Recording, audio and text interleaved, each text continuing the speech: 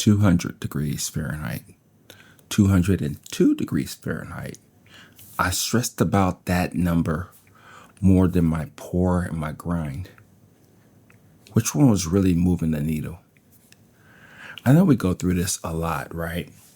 It's one of those things to where it's like, what are we really doing here, right? We say that all the time, right? We got numbers, we got gadgets, and at the end of the day, we're just making a cup of coffee, right? And at times, whenever I'm thinking about the morning or what I'm going to do with my cup of coffee, I always kind of not second guess myself, but I have all these numbers and things that I have at my disposal that you have at your disposal. And it's all in the name of tasting flavor in coffee, right? But it's interesting when you really think about it, especially when you have a scale, you have a kettle, you probably have multiple brewers, different papers for different situations. Don't forget the beans. Then we have the grinder. And then we have everything else in between. We may have a mellow drip. We may have a refractometer. It doesn't matter really what we may have. Sometimes some of us go really easy and just have a brewer and a scale and call it a day. And they're just talking, being one with that coffee more than anything. But when you really think about it, it's one of those things to where it's like, what are we trying to do here? What is our goal? Is our goal is to actually just taste the coffee? Because I've mentioned this many times. It's just, I wish it was easier just to make a coffee for me. I mean, it is to an extent. That coffee will tell you exactly what it is with whichever recipe that you do use, right? But those are some of the things that I think about constantly. And one of them, in this case, is temperature. I harp on it all the time, right? I think about it all the time. But when you really get to the nitty gritty, the specifics of water temperature, it doesn't really move the needle as much as you think, especially if you're changing 1 to 2 degrees, right? Will you taste the difference? Sure, you will, right? As long as everything else is consistent, the same amount of water, the same, everything that you do the same, right? After a while, you start becoming like a robot, something like that, right? But I guess what I'm saying is that I notice a bigger difference when you're at least at most, the smallest increment amount is about a 5-degree swing. But really, the big difference is like a 10. So you can tell the difference in the coffee, right? But that got me just thinking about all of it. Because lately, I'm not going to lie to you. I've been loose with my numbers. I've been not as exact with them. Yes, have done experiments in the recent past that have led me down this road. For instance, here's a really quick, easy example. I am usually that 1 to 15 type of person. It's easy math. The coffees are not too strong, right? It just tastes really good for the most part at that balance level. But I did an experiment a couple of weeks ago because I kind of sensed it my way or whatever, is that the extraction, the flavor is more so the same. As long as you get the grind as, I wouldn't say like perfect, but if you're in a ballpark. What I mean by that is that if you brew a cup at 1 to 15 to 1 to 17, you're going to get essentially more so the exact same extraction. Truthfully, you're going to get a little bit more extraction as you put more water in the cup. And what that allowed me to do is take a breather. Is to relax a little bit is to realize that this coffee thing has so many different variables. But when we're on it like that, that's just us being anal about every detail. We're just trying to control everything. We're just trying to play God, right? Oh, I forgot about the water thing too. Water, you can play God too, depending on the profile that you want to go for. Or if you want to just do like a neutral type of profile, you can go about it that way, or you can have a little bit more acidity in your cup by changing a couple of different mechanisms there.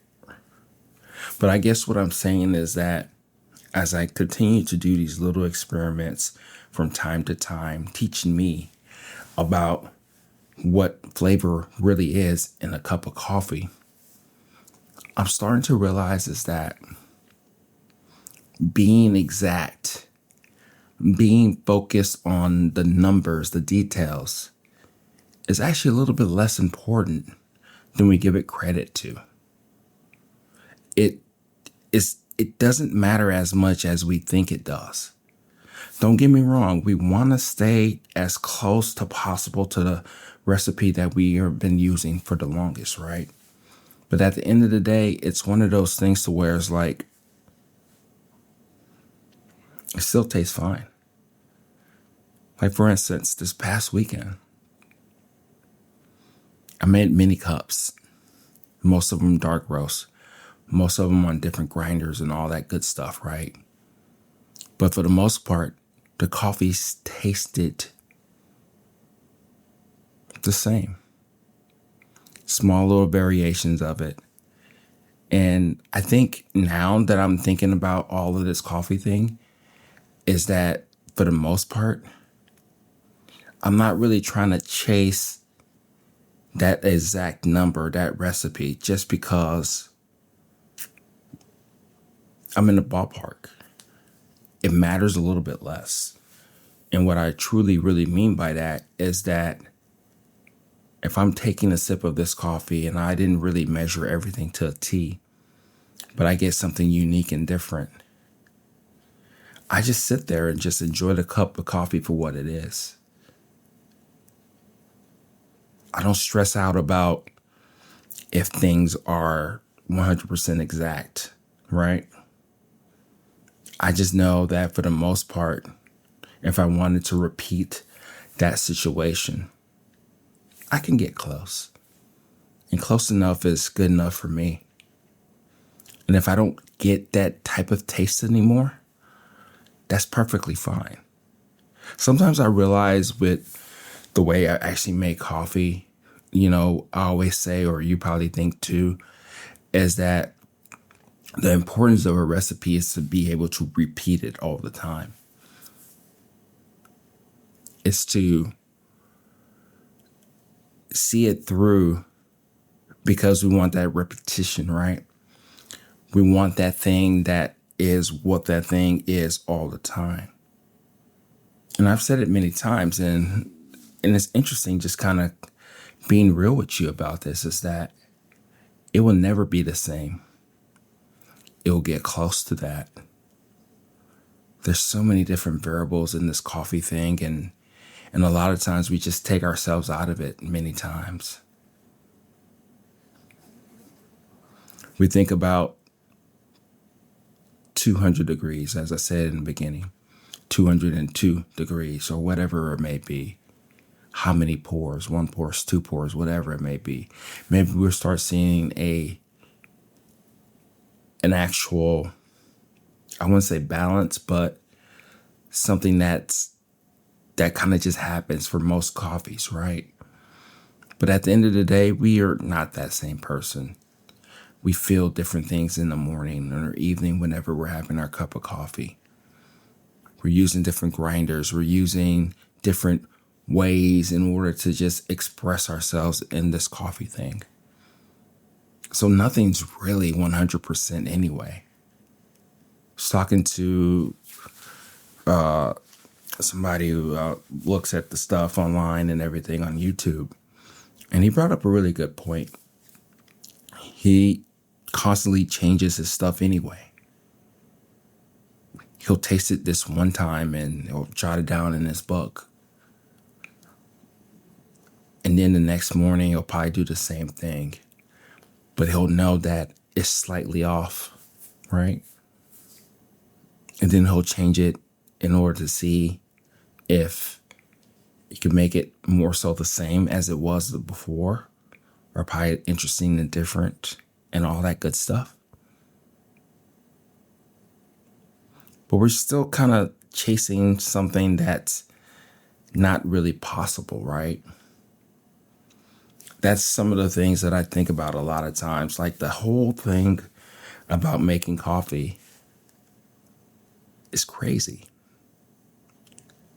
We back it by science, by physics, by laws, by what we feel for that time and day. But a lot of times, if you don't realize it,